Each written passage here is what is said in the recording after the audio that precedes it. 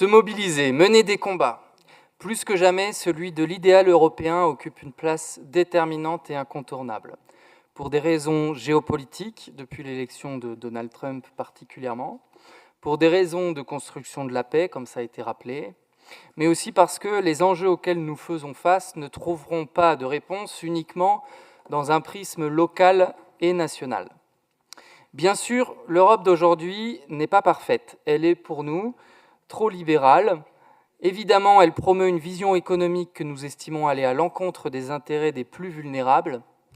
Indubitablement, son prisme est encore trop productiviste et elle est désormais influencée par des responsables politiques de plus en plus nationalistes et populistes.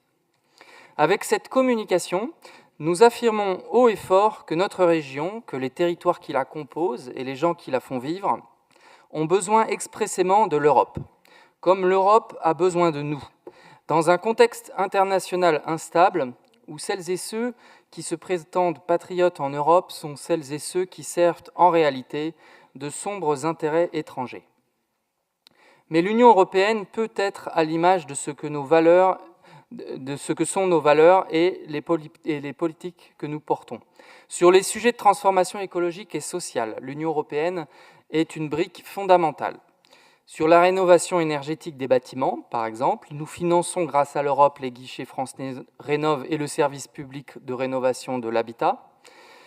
Sur les énergies renouvelables, nous participons grâce à l'Europe au financement de projets de production d'énergie renouvelable sur la chaleur.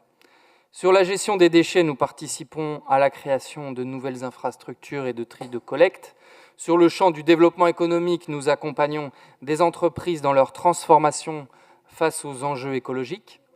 Et sur l'ESS, nous allons pouvoir financer la plupart des mesures de la stratégie régionale de l'ESS grâce aussi à l'Europe. Comme vous le voyez, l'Europe est au cœur des politiques régionales et nous devons, de plus en plus et de mieux en mieux, faire en sorte d'être au cœur des politiques européennes. Parce que nous savons que les enjeux appellent des réponses coordonnées, imbriquées à chaque échelle d'intervention, du local au global. Notre région doit porter sa voix et son expertise.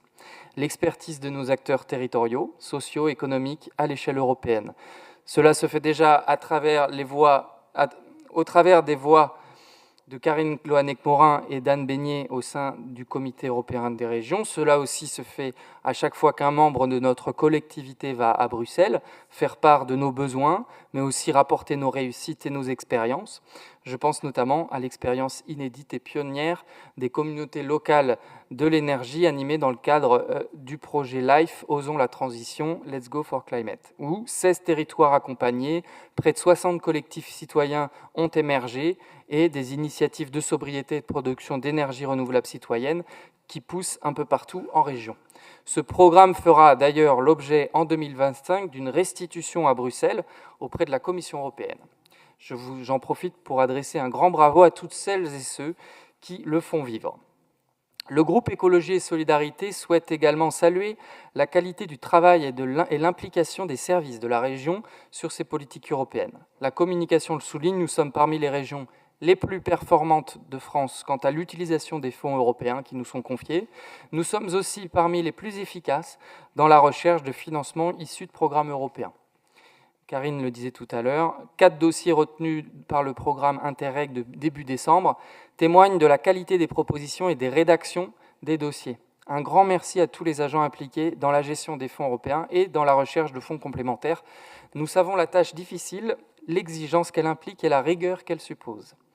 Toutefois, je tiens à alerter, cette recherche de financement complémentaire auprès de l'Europe ne doit pas occulter le fait que nos marges de manœuvre financières sont de plus en plus contraintes par des choix nationaux. Les fonds européens ne doivent pas être un moyen de remplacer d'autres recettes défaillantes. L'Europe doit nous permettre au contraire de démultiplier nos efforts, de constituer un effet levier de nos politiques. C'est même une nécessité, car les moyens à mobiliser sont colossaux pour avoir des politiques publiques déterminantes, particulièrement en ce qui concerne le changement climatique et la chute de la biodiversité.